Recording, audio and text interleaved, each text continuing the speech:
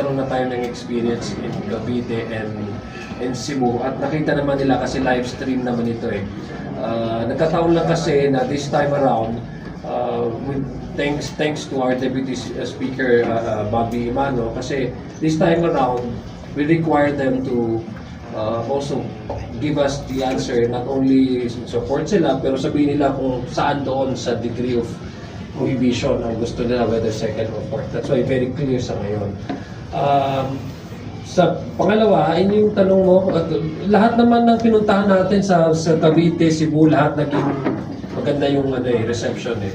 Majority talaga ng ating mga naging participants ay gusto na nila ng may anti-political dynasty because they understand this is the order from the Constitution. I mean, this is what the Constitution dictates and for the Congress to define. So, naiintindihan nila yun. There's already that common understanding and maybe an acceptance that the House is now, acceptance from both those who are against and those who are actually proposing this. I'm talking about one that we experienced in Cavite na talagang nasa Constitution ito. I think that itong pagkakataon lang nito is pag-usapan lang natin yung degree of consanguinity and affinity. Doon talaga magkakaroon ng medyo adjustment. No? Kasi majority siya na-receive natin out of the 24, I think mga nasa 16 or 17 versions ang second degree and the rest is fourth degree.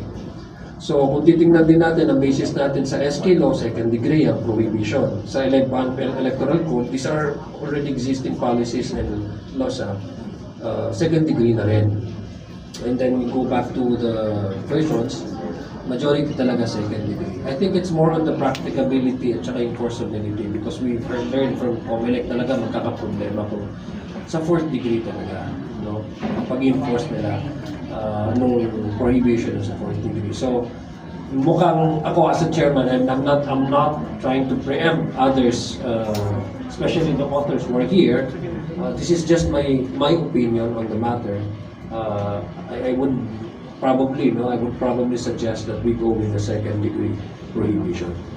Regardless of kung anong degrees man yan, kung version ko man ang ma-follow or version ni Sarah, that's fine with me, or version ni Lordan, which is also a good version. Ang importante is we have it and we have it now. We're talking about MyCam. So the timeline really is before the Lenten break. At least we approve from the part of the House. We approve on third and final reading. That's the timeline that the leadership wishes to obtain as far as the approval of this bill is concerned. But we're talking of MyCam. We don't know what's the version of Senate. Hindi natin alam. So hindi natin masasabi kung 60-80 ilang percent ba yung pagkakapareho. So definitely magbabay ka pa yan eh. So after the BICAM, of course, there's the ratification from both houses. So ideally, it would be better, it would be good, for example, if the announcement in the SONA of the anti-political dynasty would be, it is already a law. Pero in practical sense, ang sa akin lang, the chairperson, kasi we're talking of BICAM pa, and ratification from both houses pag natapos yung BICAM, again is, mas ko titinan ko, practicality ng time, yung approval ng third and final reading sa House of Representatives. I cannot speak for the Senate, but as far as the House of Representatives is concerned, mukhang kaya naman, bro. Mukhang kaya naman.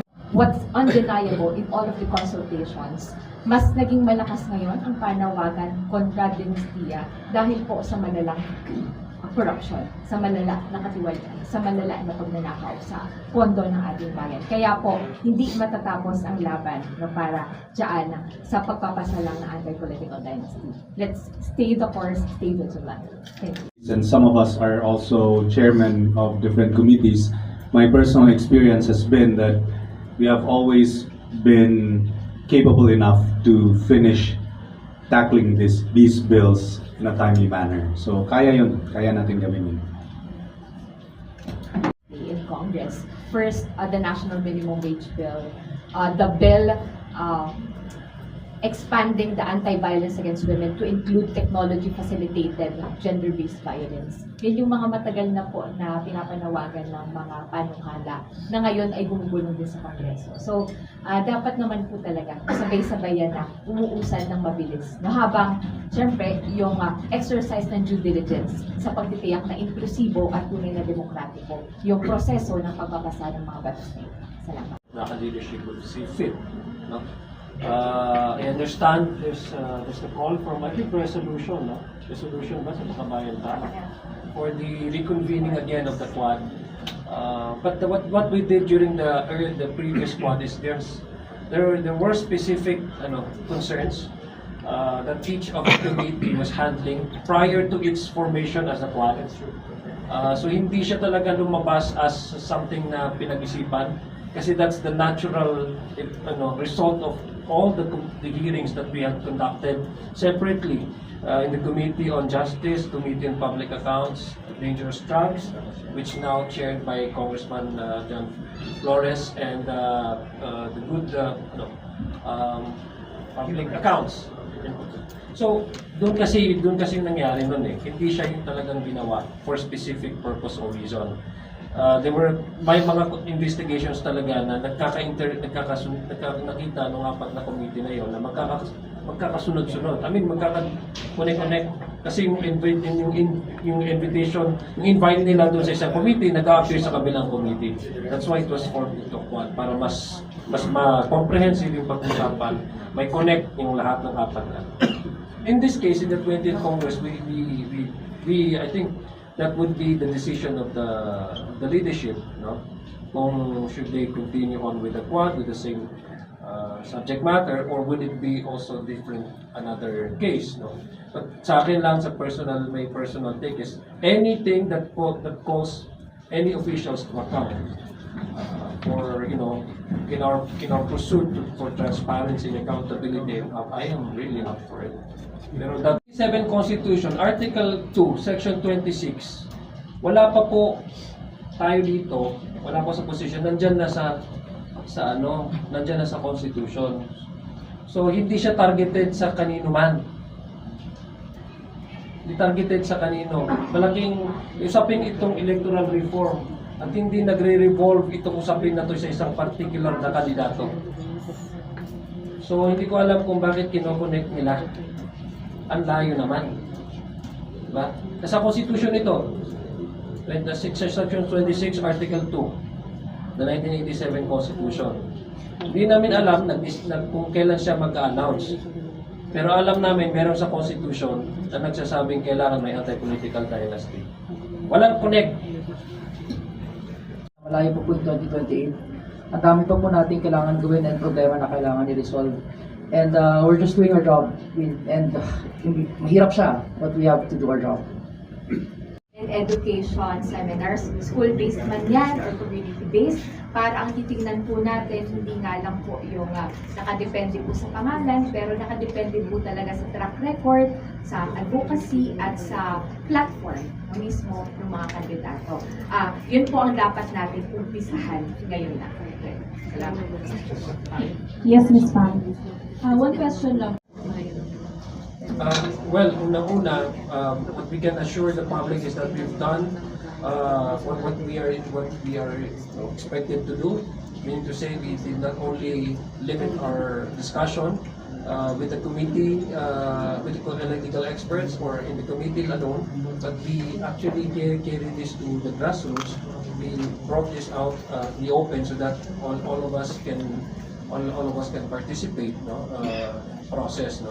So that's one thing that we can assure the public na though we cannot 100% accommodate all their inputs and their positions, but substantially what we can do is we would probably integrate and incorporate some of their positions. And lahat naman ng sinabi din nila doon ay nandoon na sa mga 24 versions na yun.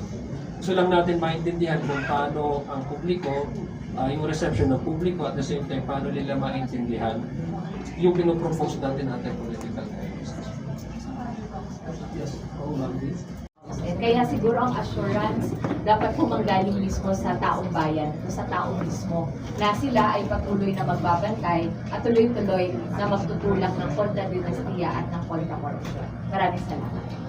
Will it really be a big factor on what kind of version we will be adopting? No? So, importante po na patuloy na bantayan ng taong bayan kung anong how it's going, no? In not only in the House but also in the Senate. But I will assure everyone that whatever version will actually come out will be the consensus of the members of the House and of course of the Senate also. So kung hilaw man yan or ano sa tingin ng iba, they would have to siguro help us out by pressuring their respective members of the House, no? Yung representante nila, yung senador nila, sulatan nila or paalam nila na this is what they support, this is what they want, para continuous po yung pressure on the part of the House and the Senate.